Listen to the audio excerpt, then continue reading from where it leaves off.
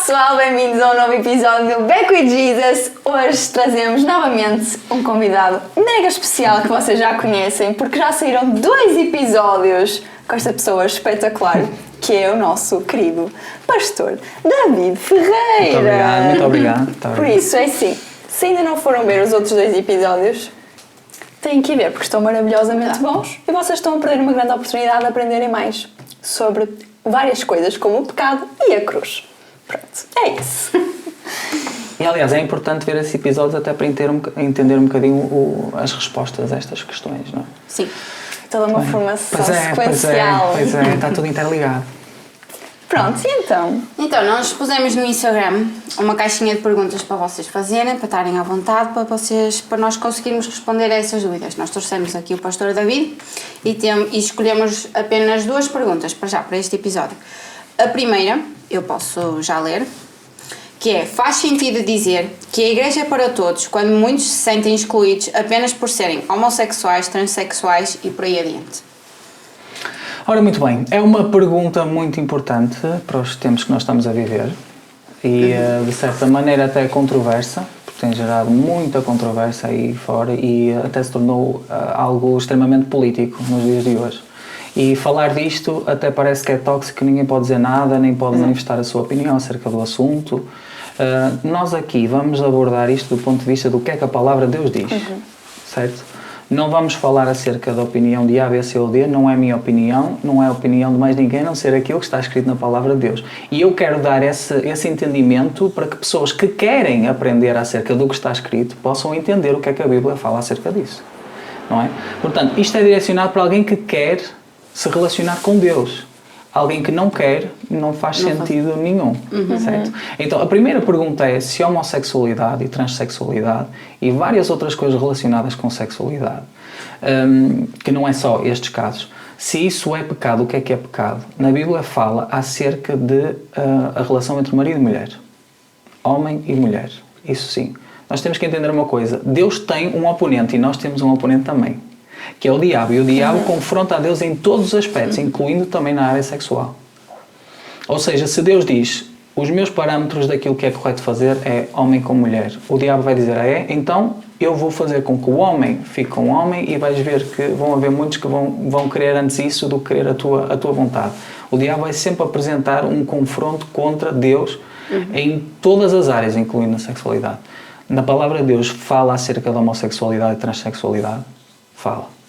Fala no Velho Testamento e fala também no Novo Testamento.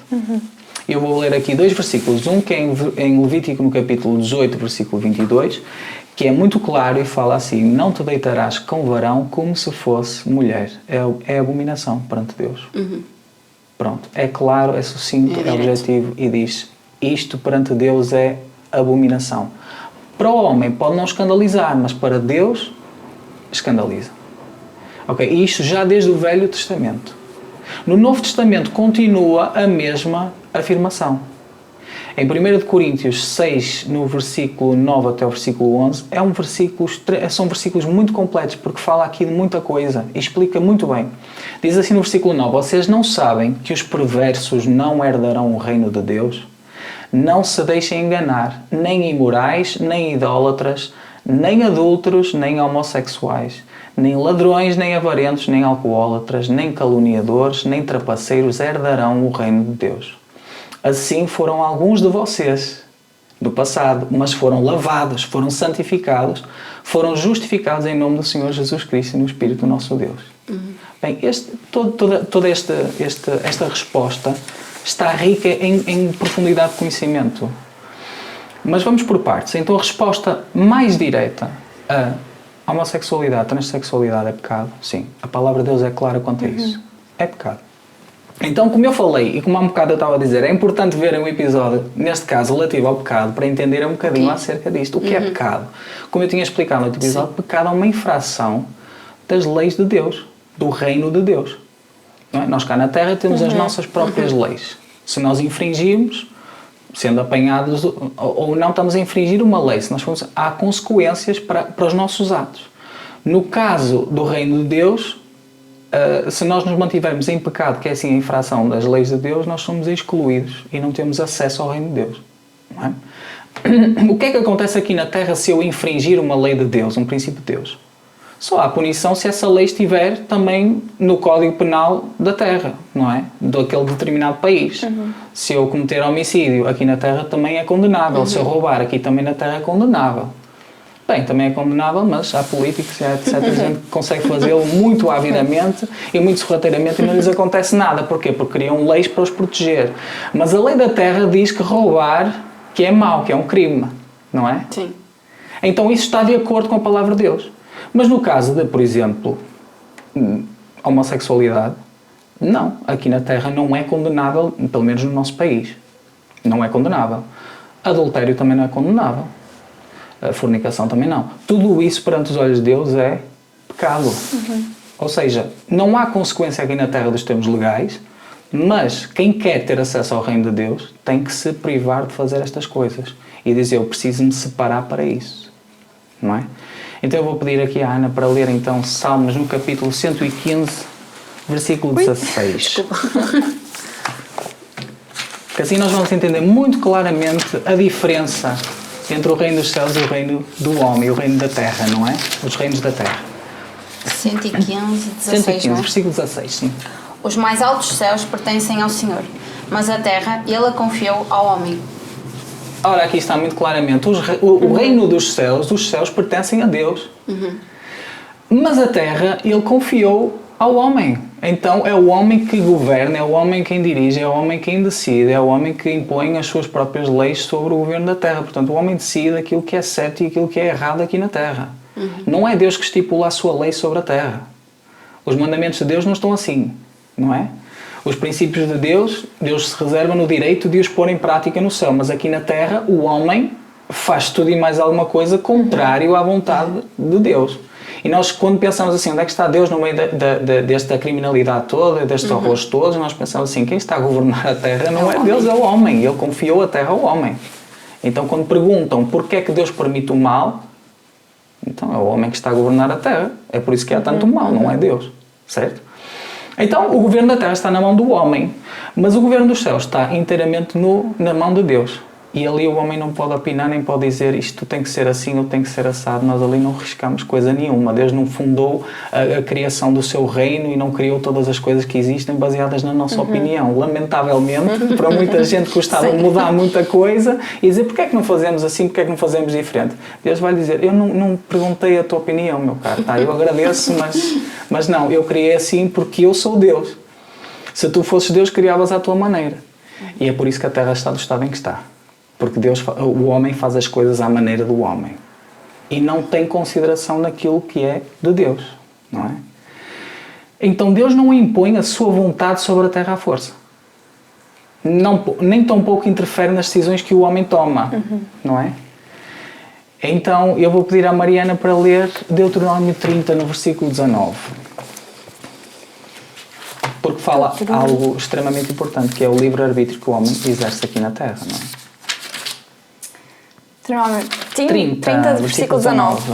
Hoje invoco os céus e a terra como testemunha contra vocês, de que coloquei diante de vocês a vida e a morte, a bênção e a maldição. Agora escolham a vida, para que vocês e os seus filhos vivam.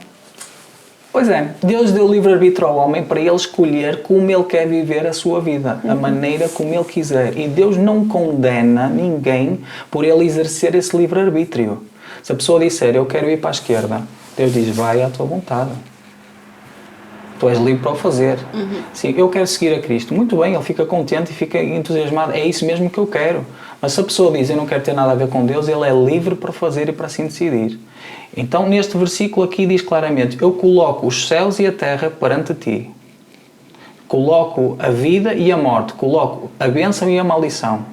O que é que tu vais escolher? Está nas tuas mãos. É a tua decisão. A pessoa tem a liberdade total de usufruir desse livre-arbítrio que Deus lhe deu e dizer, eu quero assim, eu quero assado, quero ir por este lado, quero ir por aquele. E assim vive o mundo, não é? Uns escolhem seguir a Deus e seguir os mandamentos de Deus, outros escolhem seguir outra coisa qualquer. O que é que nós fazemos? Nós podemos condenar essas pessoas, estão apenas a usufruir de um direito que Deus lhes deu, de escolher. Não, nós não temos o direito de condenar, não é? Mas nós, como igreja, como é que achas que seria a melhor abordagem para essas pessoas? que chegam à nossa beira e dizem, mas eu sou homossexual, ou eu quero conhecer a Deus, mas eu sou assim. Eu sou assim. Essa Sim. teoria de eu nasci assim, eu também abordei esta parte aqui mais para o final. Eu já nasci assim. Eu trabalhei num estúdio em Lisboa onde tinha muitos homens que eram homossexuais. Sempre os tratei com todo o respeito. Merecem isso. Não merecem a minha condenação de maneira nenhuma. Eu não vou chegar à beira deles e dizer porque tu que estás a fazer, estás a viver impecável, acorda para a vida, dá-lhes um abanão, 3 pares de estalo. Eles usufruem da sua liberdade de escolher como eles querem. Um deles, por acaso, disse algo muito interessante. Eu já nasci assim. Desde que me conheço que eu sou assim. Calha bem porque na palavra de Deus fala acerca de nascer de novo, ou seja, não é? Sim. Portanto, uma pessoa que quer mesmo conhecer Deus e quer seguir a Cristo, tem que deixar de ser a pessoa que ela era antigamente. Para essa pessoa pode ser essa luta, para outra vai ser outra. Sim. Não é? Para um homem pode ser adultério, para outra pessoa pode ser fornicação, pode ser outro pode roubar, ou seja, cada um tem um ponto fraco na sua vida onde o diabo vai tentar entrar. Para outros será homossexualidade, transexualidade, tem isso e acha, eu nasci assim, não há nada que eu possa fazer. Mas na realidade Deus não foi à cruz, Jesus não foi à cruz para nós continuarmos a ser quem nós somos. E Ele foi à cruz para que nós tivéssemos a oportunidade de nós querermos mudar e dizer assim, não, houve alguém que se sacrificou por mim, eu vou fazer um esforço para não continuar a ser a velha pessoa que eu era. E se eu procurar mesmo no meu interior dizer assim, olha, eu quero conhecer mais de Deus, então eu vou começar a ler, eu vou começar a meditar, eu vou começar a estudar e vou ver aquilo que aborrece Deus e aquilo que não aborrece. Na palavra de Deus está escrito, vós sereis meus amigos se fizerdes o que eu vos mando. Ou seja, amizade com Deus e ficar próximo de Deus é obedecer a Deus. Aquilo que nós perdemos no jardim do Éden por causa da desobediência apenas pode ser reconquistado agora através da obediência. Ou seja, Adão desobedeceu a Deus, comeu do fruto proibido. Eva fez igual. Perderam o direito ao acesso à presença de Deus através da desobediência. Agora apenas podem voltar para Deus através da obediência, porque no céu não entra pecado. Então nós é que somos os candidatos que nós queremos chegar lá. Quem quer conhecer Deus e diz assim, não, eu quero a salvação, eu quero herdar a vida eterna, eu quero chegar ao reino de Deus. Tem que haver renúncia. Exato. Então tem que obedecer aos mandamentos e aos princípios de Deus. Se não quiser fazê-lo, de maneira nenhuma vai entrar. Porque no reino de Deus quem manda é Ele. É a mesma coisa que eu convidar alguém para vir à minha casa e de repente a pessoa diz assim, olha, porquê é que meteste aqui o frigorífico? Isto não faz sentido nenhum. Epá, porquê que não metias antes ali? Não, vamos lá mudar aqui as coisas. Chega ao meu quarto e diz assim, porquê, mas isto não, isto não faz sentido nenhum, David, por favor, vamos mudar aqui a cama, vai ficar deste lado. Olha, eventualmente eu vou dizer, mas eu pedi-te a tua opinião, quem manda aqui sou eu. Da mesma maneira como nós não queremos alguém intrometido a entrar dentro do nosso espaço, na nossa área privada, nem tão pouco convidamos um estranho a entrar dentro da nossa casa. Deus também se reserva no direito de apenas deixar entrar dentro do seu reino quem é amigo dele, quem tem uma aliança, quem tem um pacto com ele, quem verdadeiramente fez um esforço para agradar a Deus e para servir a Deus. E isso implica renúncia, isso implica abnegação, isso implica a pessoa sacrificar o seu eu e dizer, eu não quero ser mais eu quero viver para Deus, eu quero agradar, eu quero fazer a vontade de Deus. E isso é extremamente importante. E quando fala aqui, em João 3, no capítulo 3, versículo 3 a 6, diz assim, Jesus respondeu e disse-lhe, na verdade te digo que aquele que não nascer de novo não pode ver o reino de Deus. Não pode entrar. É preciso o velho tu morrer, e é por isso que também a simbologia do batismo aqui é muito importante. O teu velho eu morrer e tu nasceres de novo. Nasceres como? Porque Nicodemos ficou a pensar, mas então como é que eu posso entrar outra vez dentro do ventre da minha mãe? Porque eu estava a pensar fisicamente, mas não é uma morte física, é uma morte espiritual. É uma morte de dizer assim, não, o teu eu, tu abdicas, sacrificas o teu eu, para depois tu te consagrares e separares para Deus. E aí verdadeiramente é considerado como se a pessoa está verdadeiramente viva agora. Enquanto a pessoa apenas olha com os seus olhos carnais, aí comete todo tipo de pecados, Deus olha e vê como se a pessoa não estivesse a viver. Quando a pessoa diz assim, não, eu morro para o meu velho eu e vou viver uma nova vida com Cristo, nasci de novo, aí ele nasceu de novo, agora é que a tua vida começa. A tua vida começa a partir daqui.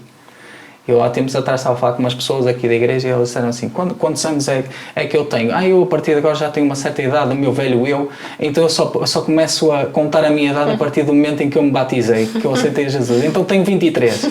Sou jovem, mas a pessoa já tem 75 anos. Mas eu só tenho 23. Porquê? Porque conta apenas, para ele já conta apenas o nascer de novo, um novo nascimento.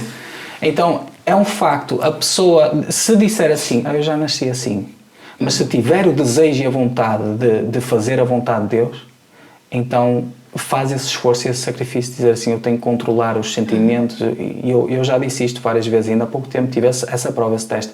Eu não posso confiar no meu eu não posso confiar naquilo que eu sou, eu tenho que confiar em Deus, para Deus dirigir a minha vida. Porque num momento de maior fragilidade, eu vou cair, eu posso pecar. E eu tenho que me agarrar mais a Deus para manter firme, porque Ele é que me sustenta, não é? Mas se eu confiar no meu eu vou fazer as coisas à minha maneira, então a coisa vai correr muito mal, não é? Tenho que sacrificar o meu eu para que Deus possa crescer em mim e fazer a vontade de Deus.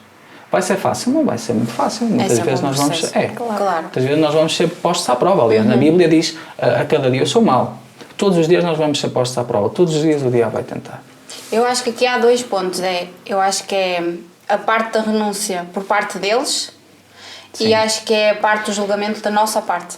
Da parte Sim, da igreja. exato. De não sermos tão compreensivos com essas pessoas. Pois. Porque nós não entendemos. Ok, eu sei que tenho a identidade de Cristo. E tu estás-me a dizer que és assim e eu sei que não é assim. Então nós não temos tanta compreensão com essas pessoas. Eu acho que é isso. Eu também tenho essa resposta aqui, precisamente. É interessante. Eu fiz aqui um brainstorming do que é que poderiam eventualmente pensar. Porque, de facto, aquilo que muitas pessoas recebem quando vêm à igreja é condenação. Sim. E tal como eu disse, eu não sou ninguém para julgar o meu próximo. Se a pessoa está a exercer a sua liberdade, o seu livre-arbítrio, a pessoa é livre de o fazer. Apenas está a fazer uso de um direito que Deus lhe deu. Não é? Agora, é preciso entender aqui o papel da igreja. Qual é o papel da igreja? O papel da igreja, em primeiro lugar, é demonstrar o amor de Deus, claro. não é? Amar o seu próximo. Mas é de tentar informar a pessoa acerca daquilo que está aos olhos de Deus e para o reino de Deus está certo e aquilo que está errado. Não é? É a mesma coisa que eu já fui à Coreia, então eu compartilhava com vocês esta grande novidade. Fui à Coreia, fantástico, espetacular, fiquei mesmo contente. Vocês haviam de ir. Preparem-se, vocês deviam se preparar de ir. E vocês as duas dizem assim, olha, vamos até a uma agência de viagens, vamos tirar informações, vamos pesquisar acerca do assunto, vamos informar lá. E vocês vão até o local onde supostamente vos devem ajudar a preparar tudo para a vossa viagem, não é? E vocês chegam lá e encontram uma pessoa carrancuda que não está nem aí para vos ajudar e é extremamente desagradável. E vocês dizem, olha, nós estávamos a pensar em ir para a Coreia. E ela, olha, deixa-me interromper desde já. Para que é que vocês querem ir à Coreia? Vocês acham que encaixam, não é? Vocês acham que encaixam no perfil de ir para a Coreia? Não. Já imaginaram uma pessoa assim? Quer dizer, é um péssimo... como é que eu ia dizer? É uma pessoa que não está ali a desempenhar o seu papel de uma forma eficiente, digamos, não é? Não é para aquilo que ela está lá. Ela está lá para ajudar a facilitar, a esclarecer as vossas dúvidas e a dizer assim, para vocês irem, vocês têm que fazer isto, isto e isto. Sim. Não é? Tem que ter o QETA, tem que preparar o passaporte, tem que ter tudo em dia, tem que ter tudo certinho. O QETA tem que ser enviado até a data X, etc. Ou seja, há todos uns passos para... Mas em vez disso, em vez de vos estar a apoiar, a tentar ajudar, começa lá por dizer, vocês acham, sinceramente, para que é que vocês vão à Coreia? Digam lá, vocês são coreanos? São, olhem para vocês, não tem nada aqui para a Coreia. Então esse tipo de juízo acontece em muitas igrejas. Sim. Que é, entra lá alguém que está caído, está em baixo e precisa ser levantado, e a pessoa, em vez de o levantar, ainda pisa mais, ainda critica mais, ainda julga mais, diz assim, olha aquele pecador que ali está, ele tem alguma coisa que estar aqui, nem pensar, ele não devia estar aqui. Ai, não. Mas a igreja é precisamente o local para ele. A igreja é exatamente o local para aqueles que estão em busca de salvação, de acharem, de procurarem, de encontrarem. Aqueles que querem procurar mais de Deus e querem conhecer mais de Deus, vão para onde? Vão para o bar? Se nós não mostramos, como é que eles vão conhecer? Exatamente. Eles vão fugir Exatamente. logo. Fugir. É isso. Nós somos as pessoas que temos que demonstrar o amor de Deus e a compreensão e a compaixão e dizer assim, se tu queres seguir a Cristo... Então é isto que tu tens que fazer, tens que largar a tua vida e a pessoa escolhe. do passado. Exatamente. E a pessoa depois tem a liberdade de escolher, ok, eu agora já conheço aquilo que está escrito na Palavra de Deus. Quero seguir, sim ou não? E a pessoa mesmo aí pode dizer, ai não, eu não quero seguir. Eu não quero fazer. O que é que Jesus demonstrou? Eu até te vou pedir para tu leres isso. Essa passagem que está em João no capítulo 8, versículo 1 até o versículo 11. Vão dividir, vai ler uma até metade e outra lê outra. 8, a passagem 1 a 11, não é? É isso mesmo. Ok, eu leio até aqui. Leio a partir de 7. Jesus, porém foi para o Monte das Oliveiras. Ao amanhecer, ele apareceu novamente no templo, onde todo o povo se reuniu ao seu redor, e ele se assentou para ensiná-lo. Os mestres da lei e os fariseus trouxeram-lhe uma mulher surpreendida em adultério. Fizeram-na ficar em pé diante de todos e disseram a Jesus: Mestre, esta mulher foi surpreendida em ato de adultério. Na lei, Moisés nos ordena apedrejar tais mulheres. E o Senhor, o que diz? Eles estavam usando esta pergunta como armadilha, a fim de terem uma base para acusá-lo. Mas Jesus inclinou-se e começou a escrever no chão com o dedo. Visto que continuavam a interrogá-lo, ele se levantou e lhes disse: Se algum de vocês estiver sem pecado, seja o primeiro a tirar a pedra nela. Inclinou-se novamente e continuou a escrever no chão.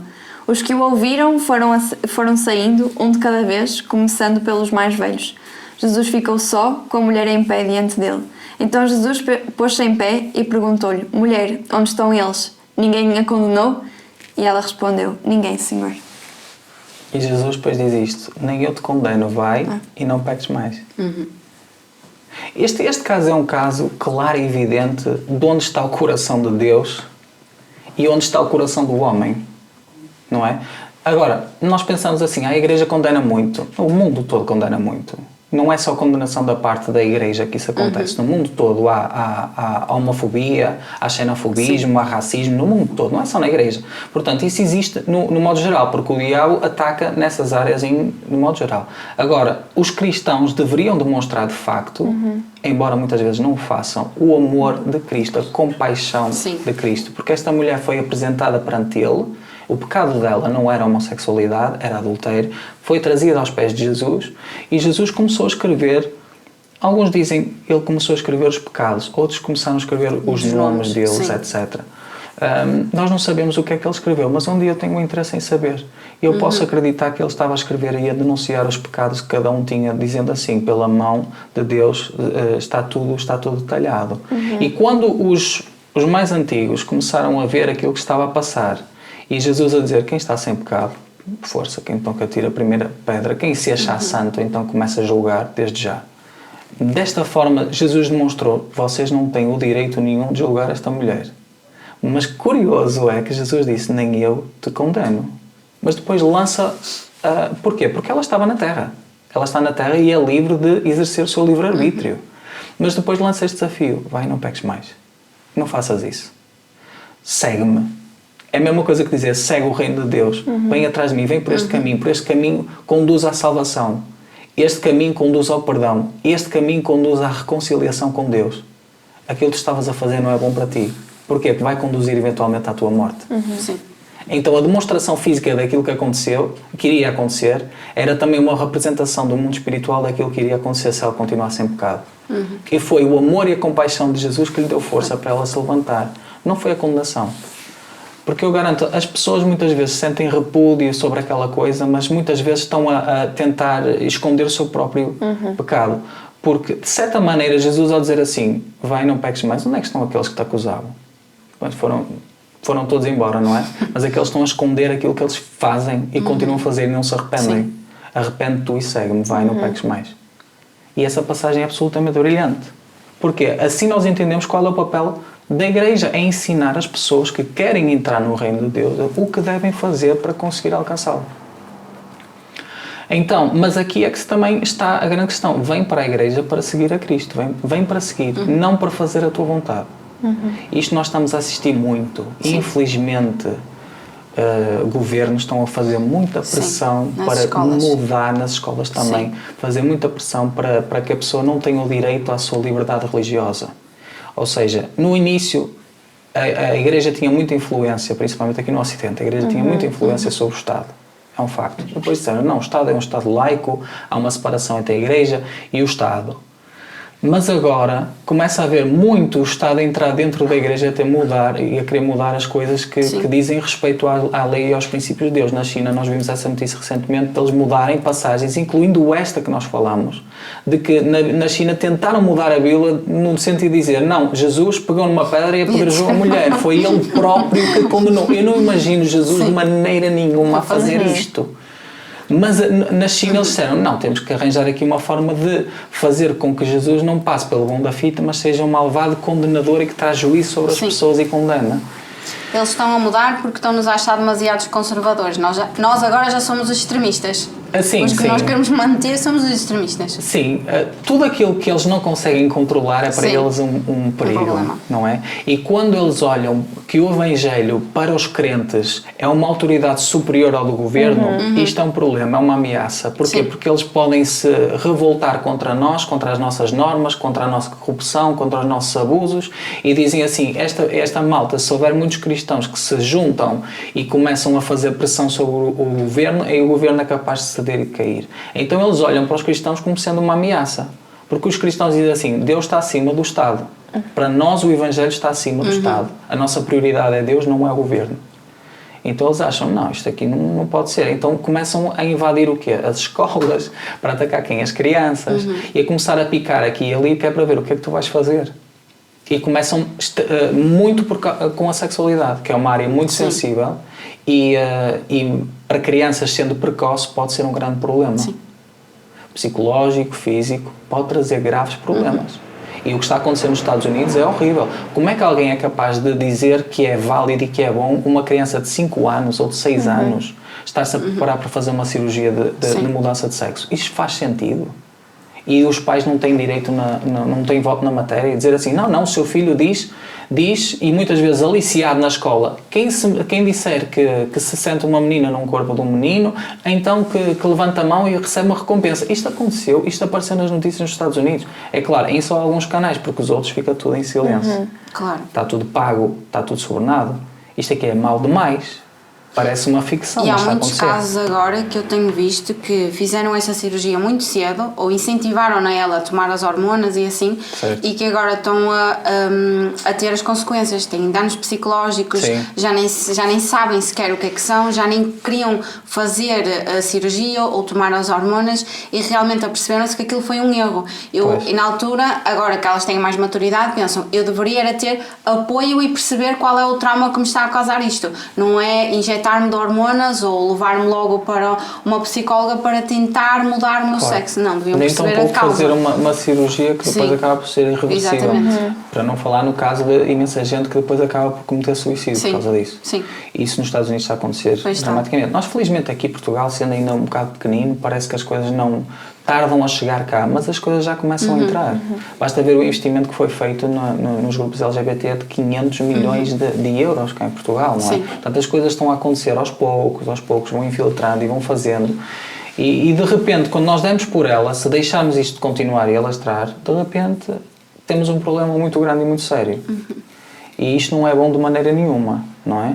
Não é que nós, como crentes, não tenhamos que respeitar a opinião de outra pessoa. Uma pessoa maior de idade, que sabe o que quer e diz, olha, eu quero ser como eu quiser e você não tem voto na matéria. Com certeza. Você faz como bem entender. Jesus também respeitou a liberdade das pessoas. Respeitou-a completamente. Se aquela mulher que foi apanhada em adultério decidisse, olha, não, eu não quero seguir a Cristo, eu quero virar as costas, quero continuar para a minha vida. Tu és livre para o fazer.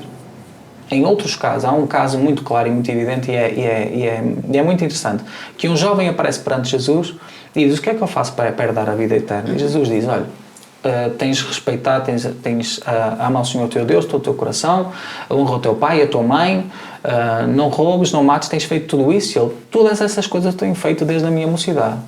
E diz na Bíblia que Jesus o amou aquele rapaz e disse, olha, então, vende tudo o que tu tens, dá-os aos pobres e segue-me. Sim. E o rapaz, contrariado, sentiu-se extremamente desconfortável com aquilo, virou as costas e foi embora. Jesus não foi a correr atrás dele. Disse, que pena. É uma pena, perdeu uma grande oportunidade. Podia ter sido um discípulo meu. Podia ter sido uma pessoa válida no reino dos céus, mas que deu maior importância aos bens materiais do que ao reino de Deus. E a igreja está no sentido de alertar e de falar acerca da verdade do reino dos céus. Quem não quiser ter nada a ver com o reino dos céus, então a igreja não é local para ele. Porque nós aqui estamos a tentar falar acerca de como herdar a vida eterna, como alcançar o reino de Deus. Agora, se a pessoa quer viver no mundo, eu quero viver no mundo da maneira como eu quiser, é livre de o fazer. Se calhar para dar assim um exemplo, que eu achei bastante interessante este exemplo, porque lá perto da minha casa eu tenho há lá um bar que é um clube de motares. E lá de vez em quando eu vejo assim um ajuntamento grande de pessoas que estão lá a motares agora. Isto para tentar explicar um bocadinho qual é o papel da Igreja. Nós dentro da Igreja, nós somos todos irmãos e irmãs em Cristo. Nós somos considerados como sendo uma família, não é? Nós temos o mesmo Pai, queremos fazer a vontade do nosso Pai que está nos céus.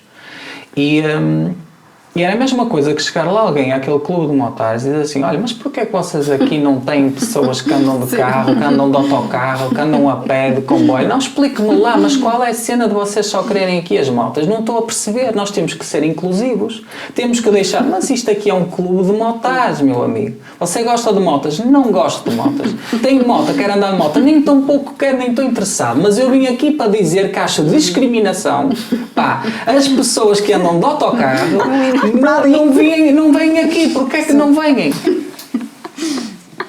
Isto aqui é um clube de motares, meu caro amigo. Mas não interessa, quer dizer, é uma pessoa que está completamente deslocada, que não está interessada em mudar, mas tem a sua opinião e quer mudar toda a gente. Deus não vai mudar a sua opinião só porque você tem uma opinião diferente. Portanto, do nosso ponto de vista, a nossa vontade é fazer a vontade de Deus. Se a sua vontade não é a mesma, você pode fazer o que bem quiser e bem entender. Agora, eu lanço esse desafio e essa iniciativa de dizer, façam isso, procurem saber mais acerca de Deus e arrependam-se porque o reino dos céus eu acredito ser verdade e nós todos estamos aqui, sabemos que é verdade, para nós é uma realidade, para nós é uma verdade. E ainda não é tarde para mudar. Nós vamos nos lembrar da parábola do filho pródigo. O rapaz estava lá no meio da pocilga, todo imundo, todo sujo. Isso é símbolo de uma pessoa que está a viver no pecado e depois lembra-se do pai dele e volta a correr, não é? Volta a correr para a casa do pai. Se chega todo imundo, todo sujo, o pai vai a correr ao encontro dele, abraça-o, enche-o de beijos e diz, assim é o coração de Deus. Deus está pronto para te receber de novo. E para te deixar entrar outra vez dentro da sua casa e te restaurar aquilo que supostamente deveria ser teu, que é o lugar de filho. Tu és meu filho. De maneira nenhuma te vou aceitar aqui como sendo um servo ou como sendo outra pessoa qualquer. Tu és o meu filho, eu quero te receber. Mas vais ter que te lavar, filho. Estás a cheirar muito mal. Não é? Sim. Agora se o filho disser, não, eu quero continuar assim todo sujo, todo imundo. Meu caro amigo, tens que lavar, tens de tomar banho. Não é? Tu és o meu filho, tu não és o homem dos porcos, digamos assim. Não estás na pocilga, tu estás em minha casa, tu estás no meu reino, precisas de lavar. Assim é o coração de Deus. Quer-te receber como filho, mas tu precisas de lavar primeiro. Tu tens que entrar, para entrar no reino dos céus, tens que entrar bonitinho, cheirosinho, arranjadinho, bem vestido. E eu acho que esta explicação, esta comparação que já demonstra assim um bocadinho melhor, não é? O clube dos motares. Não, quero andar de comboio. Porquê que não pode vir aqui o de helicóptero? O que é que vocês têm contra os helicópteros? Rigorosamente nada, mas assista aqui é um clube de motares. Pronto. Ponto final. Mas há pessoas que querem forçar. A questão é essa. Querem se forçar sobre a Igreja e querem mudar a Igreja para acomodar todo o tipo de ideias. Deus não mudou a sua opinião. Na Bíblia está escrito, eles são mesmo ontem, hoje e eternamente. Portanto, se eu como pastor começar a dizer na Igreja, agora é tudo aceito, agora podem entrar tudo, homossexuais, transexuais, podem vir para a Igreja, serão muito bem recebidos, o pecado dentro da Igreja vai começar a proliferar. Eu estou a enganar as pessoas a dizer que vão entrar dentro do reino dos céus, quando na realidade Deus vai barrar a porta e vai dizer, vocês não cumpriram os meus mandamentos, vocês não fizeram a minha vontade, vocês não são meus amigos, apartai-vos de mim que eu não vos conheço. E é isso que diz na palavra de Deus, é isso que diz na Bíblia. Portanto, o risco, para quem é um pastor, para quem está a falar da palavra de Deus, é muito sério, eu não posso falar nada menos do que está. E agora dizem assim, não, vocês têm alguma coisa contra eles. Não é a minha opinião. Eu apenas me limito a fazer e a cumprir aquilo que está escrito na palavra de Deus. Porque eu quero entrar nesse reino.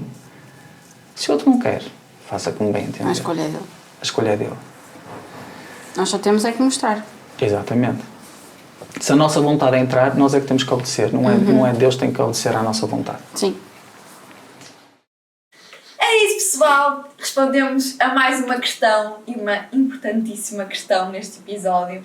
É uma questão que para muita gente é delicada e é quase como se fosse um tabu, mas nós queremos vir aqui descomplicar as coisas que muitas das vezes são complicadas e por isso temos aqui mais uma questão respondida e vamos para mais outra. Por isso, se vocês acabaram de ver este episódio e querem ver mais, provavelmente vão ter que esperar pelo próximo, que vai ser muito bom. Se já estão a ver isto, passado muitos dias, provavelmente já existe outro.